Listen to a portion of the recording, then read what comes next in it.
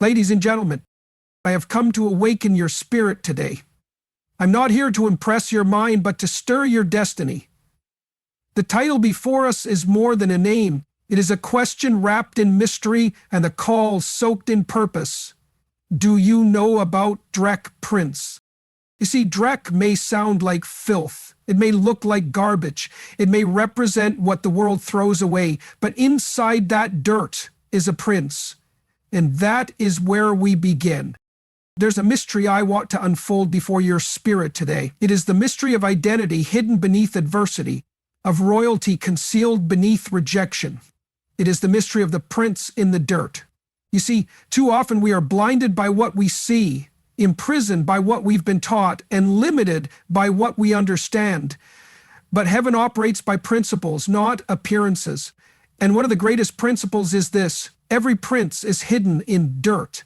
You don't find kings on thrones first. You find them in fields, in caves, in corners where no one is watching. You don't discover purpose in palaces. You discover it in pain. The dirt, the mess, the rejection, the confusion. This is the camouflage of greatness. This is the place where identity is protected, not lost. Consider the seed. A seed is royalty in disguise. It carries the future of forests, the strength of timber, the beauty of shade.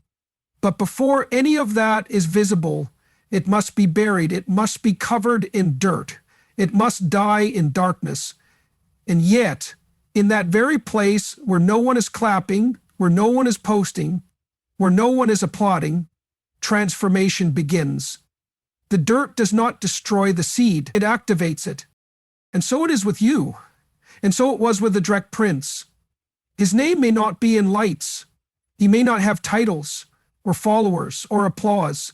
He may not look like someone society would choose, but heaven doesn't crown men based on charisma. Heaven crowns them based on character. The Dreck Prince is the one everyone ignored, but God remembered. He is the one dismissed by men, but marked by purpose. There is something holy about the hidden season. God always hides what he values. Gold is not found on the surface of the earth. You must dig for it. Diamonds are not displayed in open fields. They are formed in the crushing pressure of the deep. Royalty is never born on the platform. It is born in the process. And until you've been in the dirt, until you've been overlooked, until you've been buried, you may never fully know who you are.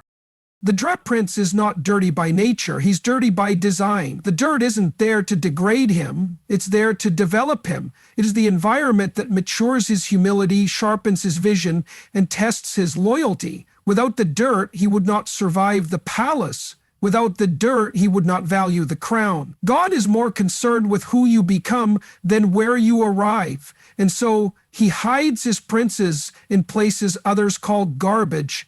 But don't be deceived. The world may not see him, but heaven is watching. The angels know his name. The demons fear his rise. The throne is reserved with his name engraved in destiny. He may look like a shepherd boy, but there's a sword waiting for his hand. He may be in rags, but a robe is being stitched in the background. So I say this to you today, not to flatter, but to ignite. Maybe you are that prince. Maybe life has buried you. Maybe your past has become your prison. Maybe the dirt has become so familiar that you forgot the seed inside. But I came to remind you, you were never meant to stay buried. You were meant to break through. The dirt is not your end, it is your beginning. Because every prince is hidden in dirt, and every destiny begins in disguise. Let me know if you like the next keynote expanded the same way. Certainly. Here is an expanded version of the second keynote. Purpose is greater than position. In the same bold, spiritual, and revelatory tone inspired by Dr. Myles Munroe, stretched to about 600 words without headings. We have been raised in a world that celebrates positions, a world that measures success by titles, applause, and the visibility of our platform. But I came to disrupt that mindset today. I came to remind someone that purpose is greater than position. The one who understands purpose will outlive the one who only chases position, because position is temporary, but purpose is eternal. Positions can be given by men and taken away by system, but purpose is assigned by God and anchored in eternity. The tragedy of our time is that many have confused their role with their reason. They think their seat is their significance. They think their platform is their power. But your role may change. Your title may be stripped. Your name may be forgotten by history. Yet your purpose, your divine assignment, will echo even when your body returns to the dust. Because purpose is not what you do. It is who you were created to become. The Dreck Prince did not rise because of a title. He rose because of purpose. Before any crown was ever placed on his head, purpose was planted in his spirit. Before a robe touched his shoulders, vision was already burning in his bones. That's the difference between men who are promoted by systems and those who are anointed by heaven. The first will fall when the structure shakes, but the second, those called by purpose, will stand even when the earth quakes beneath them. Let me tell you something sacred. God never begins with positions. He begins with purpose. When He created you, He didn't start with your career, your location, or your platform. He started with your assignment. He wrote your purpose into your DNA before your body ever touched the earth. And that's why it's dangerous to measure your life by the positions people give you, because people can mislabel you, people can overlook you, but they cannot cancel what heaven has written. Purpose is the only force that can sustain a person through rejection, obscurity, and failure. The Dreck Prince may not have had a position yet, but he had a sense of divine mission that kept him going. He didn't need to be seen, he needed to be faithful. He didn't need a title, he needed clarity, because when you know your purpose, you stop begging for opportunities. You stop competing for recognition. You start preparing for manifestation. Purpose is the only force that can sustain a person through rejection, obscurity, and failure. The Dreck Prince may not have had a position yet, but he had a sense of divine mission that kept him going. He didn't need to be seen, he needed to be faithful. He didn't need a title, he needed clarity. Because when you know your purpose, you stop begging for opportunities. You stop competing for recognition. You start preparing for manifestation. Purpose makes the low place holy. Purpose makes the prison part of the path. Purpose makes even betrayal a blessing in disguise. You stop seeing problems as punishments and start seeing them as preparation. And this is what distinguishes the prince from the pretender. The prince will walk through the valley with his head high because he knows it's not the crown that makes him royal, it's the reason he was born. Let me speak directly to someone listening. Maybe your position doesn't reflect your promise. Maybe your current season feels smaller than your dreams, but don't you dare shrink your purpose to fit your present. Don't you dare silence your voice because the crowd hasn't gathered yet. Kings are not born on the throne, they are shaped in the shadows. Purpose has been working in you long before position ever noticed you. So never envy those who hold high positions without understanding their purpose. They are like candles in the wind, bright for a moment, but blown out by time. But you, if you walk in purpose, are like the sun. You rise by command, you shine by design, and your light cannot be hidden. Because purpose is not just greater than position. Purpose is the reason position exists. Certainly, here's the expanded version of the third keynote. Destiny is not determined by popularity, in the same powerful prophetic tone extended to approximately 600 words. There is a deception in our generation, one so subtle, yet so loud, it has caused many to abandon their divine path. It is the lie that popularity defines destiny, that the one who is most followed is the one most favored, that the one who trends is the one who's truly chosen. But I've come to pull back that curtain today, because if we are going to talk about the Dreck Prince, if we are going to understand divine elevation, then we must confront this truth. Destiny is not determined by popularity. You may never trend, your name may never go viral, your face may never appear on the world's screens. But if your heart is aligned with heaven and your walk is set by the rhythm of purpose, then you are more powerful than 1 million followers, because heaven does not take roll call based on human recognition. It moves in response to obedience, faith, The world celebrates noise. It glorifies the crowd. It applauds the visible. But destiny is birthed in silence. It is nurtured in hidden places, in rooms where you pray and no one claps, in nights where tears baptize your dreams, in moments where obedience feels like isolation. That is where the real anointing is formed. The Dreck Prince was not known, but he was called. He was not celebrated, but he was chosen. No one posted him, no one recommended him, but heaven had already assigned angels to walk with him. You see, when God selects a person, he doesn't send an email to the earth. He doesn't request permission from the culture. He simply speaks a word, and that word becomes seed inside the soul. That seed is destiny, and destiny will not consult popularity before it manifests. Too many are missing their assignment, trying to be accepted. They are molding their message to fit the moment. But the problem is, moments fade, and with them, the people who were built on popularity collapse. But the person who walks in destiny, who is content to be unknown on earth but fully known in heaven, they are the ones who shift atmospheres and shake generations. Jesus himself asked, "Who do men say that I am?" And while many had opinions, only heaven's revelation carried the truth. The crowds will always guess. They'll call you what's familiar. They'll label you based on your past. But only the Spirit reveals who you truly are. And that identity does not need likes to be legitimate. You are not forgotten because you're hidden. You're protected. God hides what he is preparing. He shields what is still maturing. And often, the more silent the season, the greater the purpose being formed within. So don't despise being unknown. Don't shrink because you're not recognized. Destiny never needed a stage to grow. It just needs a surrendered heart. The Dreck Prince could have chased attention. He could have altered his identity to be accepted by those around him, but he chose to be faithful rather than famous. He chose to be purposed rather than popular, and that is why his rise could not be stopped, because it was not powered by public applause. It was fueled by eternal intention. So I declare this to you today. You don't need to be popular to fulfill your purpose. Your name may not be known in rooms of influence, but it's written in the Lamb's book of life. Your voice may not echo in stadiums, but it shakes hell when you pray. You may feel unseen, but you are not unchosen. You may feel overlooked, but you are not overruled. Because destiny has never bowed to popularity. It has always answered to purpose.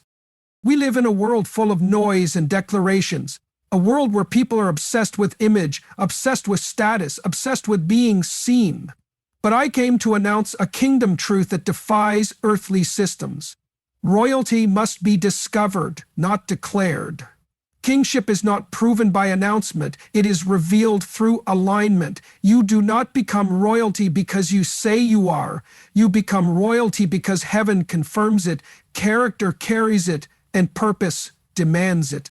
The Dreck Prince didn't arrive on the scene with trumpets and banners. He didn't need a parade. He didn't shout his name from rooftops. Why? Because real royalty never seeks validation. It walks in revelation. He knew that true kingship is not about convincing people. It's about completing purpose. And when you are carrying a kingdom assignment, you don't waste energy trying to prove who you are. You let time and fruit testify for you. Look at how God operates. He hides greatness in places no one would search. He puts warriors in the backfields. He hides leaders inside the lonely. He buries glory inside obscurity. Why? Because royalty must be discovered through process. It must emerge from testing. It must rise through transformation. God doesn't crown without proving, and he doesn't promote without preparation. Too many today are trying to declare something they haven't yet become. They call themselves kings, but cannot lead themselves. They wear titles, but lack temperament. They sound loud, but lack roots. But royalty is not about volume, it's about value. And value is proven under pressure, not in public. There is something sacred about being found. When Samuel anointed David, David didn't campaign for it. He didn't post his credentials. He didn't compete with his brothers. He was doing what he was assigned to do, faithfully, quietly, consistently. And that's when the oil found him, because when you're royal by destiny, you don't chase the crown. The crown finds you. That's why real kings are dangerous, because you can't manipulate them with fame. You can't seduce them with applause. You can't buy them with position. They've already been through too much to sell out now. They've been through the darkroom of development. They've been crushed like olives, tested like fire and shaped like clay. They've bled in silence. They've prayed in pain. And now when they speak, creation listens, because their voice carries the weight of heaven. You see, royalty is not about dressing the part. It's about possessing the heart. The Dreck Prince may not have worn a robe, but his heart beat in rhythm with God's purpose. He may have looked ordinary, but the oil on his life made him dangerous. He didn't need to declare who he was. He needed only to walk in alignment, and those with spiritual sight would see it. That's how destiny works. It doesn't shout, it shines.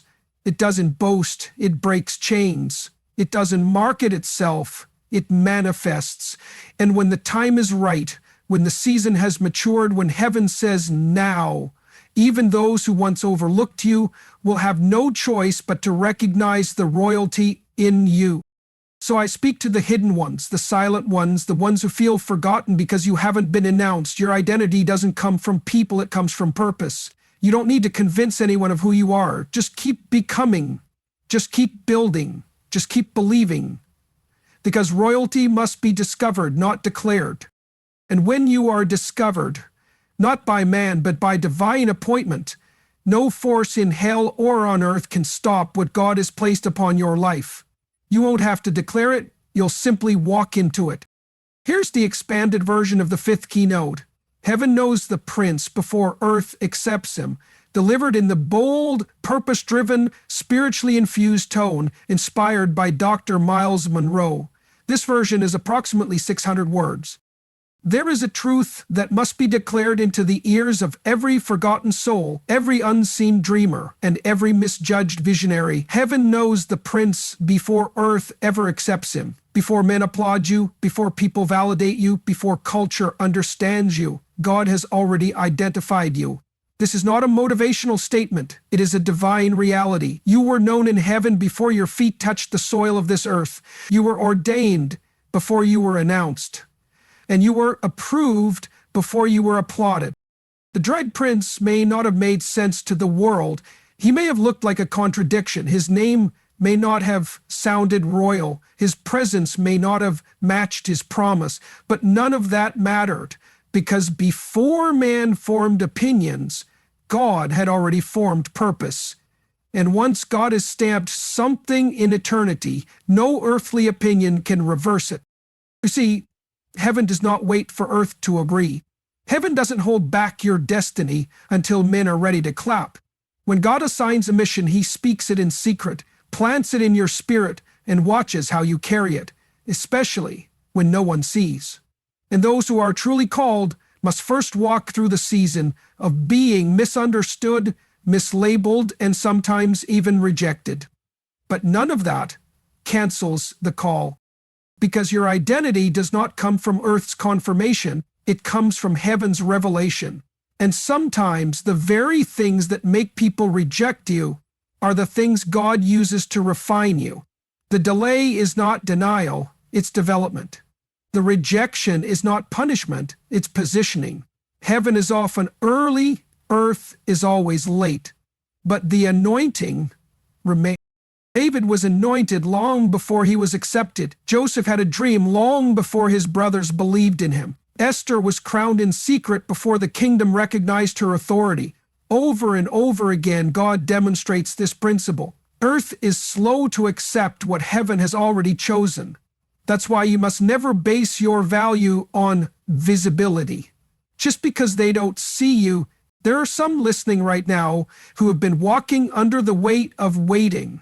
You've been asking, when will they see me? But the real question is, Are you still being faithful with what God showed you?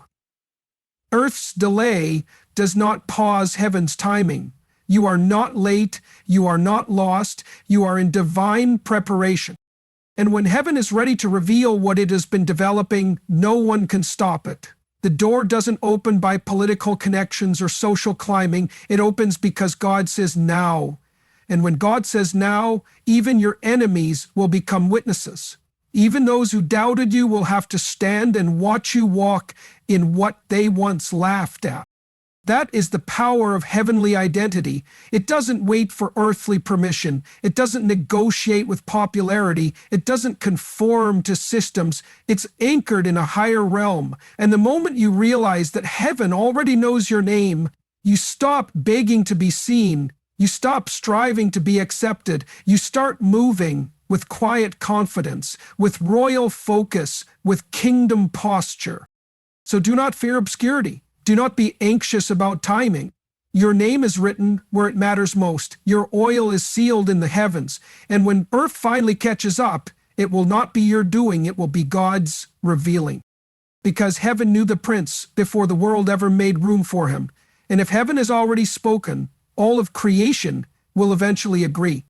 So I ask you again, with open eyes and a heart ready to perceive the invisible. Do you know about Dreck Prince? Maybe you are him. Maybe you've been buried under dirt, dismissed by men, and disguised by your past.